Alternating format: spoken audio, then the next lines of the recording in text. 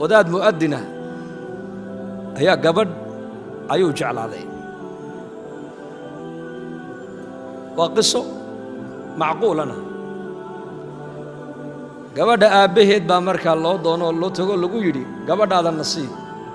markaasuu gabadha ninkaad u doonaysaan waayo markaasaa la yidhi waa ninka hebel hebel la yidhaah markaasuu muxuu ka shaqeeyaa markaasaa lagu yidhi masaajidku ka addimaa wuxuu yidhi gabadhayda mu'adin ma siinayo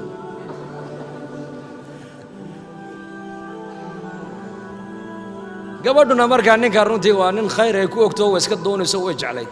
ninkuna gabadha uu jeclaa ninkii baa loo yimid oo la yidhi warniyo waa odaygii gabadha uu kuu diiday sababna wuxuu ka dhigay cillad wuxuu odaygu ka dhigay war ninku waa mu'adin mu'adiniintana waa la og yaho qol yaro masjidka ku yaalla ayay degan yihiin gabadheeda ma qolkaabuu rabaa inuu la taga buu yidhi markaasuu yidhi bal waa yahay iska daayo buu yidhi gabadhii buu yidhi naade waa yahay bal adna iska sabir anna waa sabriyo ilaahay aan barino sanad kadib ayaa ninkii wuu fikiray markaa qorshaa ilaahay qalbigiisa ku sharxay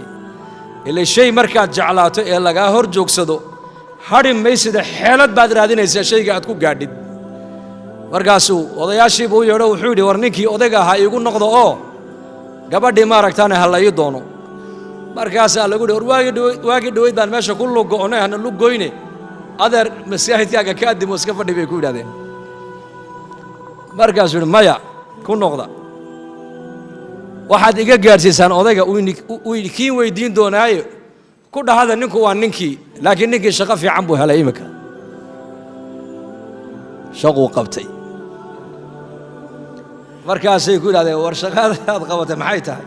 waa adigan aadaankii uun waday weli addimayay kugu ognahee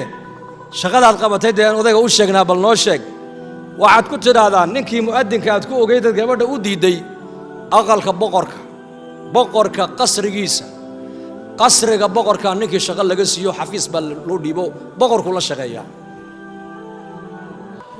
oo yaabay marka odayaashii waxay yaabeen jawaabtan aanayni siin waxaad ku tidhaahdaan welibana waxaynu odhan doonaa qaybtee baa loo dhiibay waa shaqo fiicane waxaad ku tidhaahdaan waxaa loo dhiibay shacabka iyo boqorka ayuu u kala dhaxeeyaayo shacabka ayuu boqorka ku soo xidhaa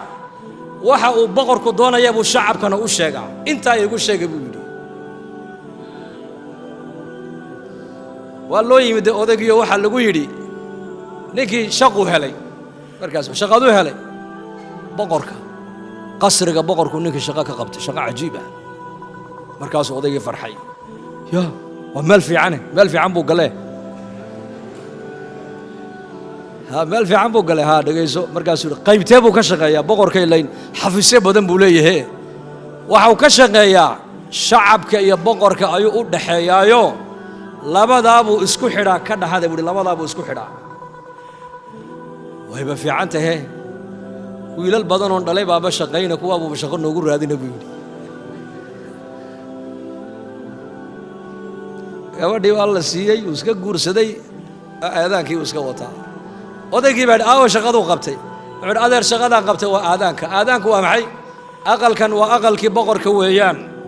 malika almuluuk aqalkiisii weeyaan mu'adinku waxau ka shaqeeyaa shaqo kale ma qabtee ilaahay addoomihiisu isku xidhaa mu'adinku salaadu markay gaadho ayuu mu'adinku masaajidka xagga sare u baxayaa xaya cala asalaax xaya cala alfalaax buu leeyahay kii meheradda ku dhex jiray meheradda dhex joogay ayuu leeyahay ilaahay amarkiisii baa gaadhay salaaddii wakhtigeedii baa gaadhay liibaanta xilligeedii baa la gaadhay kaalayoo amarka ilaahay gudo waad ku liibaanaysaa buu leeyahay mu'adinku marka inagu zamankan maanta aan joogno waa zaman dadka maaddada ayaa kor martay maaddada waxaa dhacda dadka inay ku qiimeeyaan muxuu asbaab adduunyo uu haystaa walaakiin zamankii nebigeenna calayhi salaatu wassalaam qofka waxaa lagu qiimaynayey diinta qofku uu leeyahay baa lagu qiimaynayey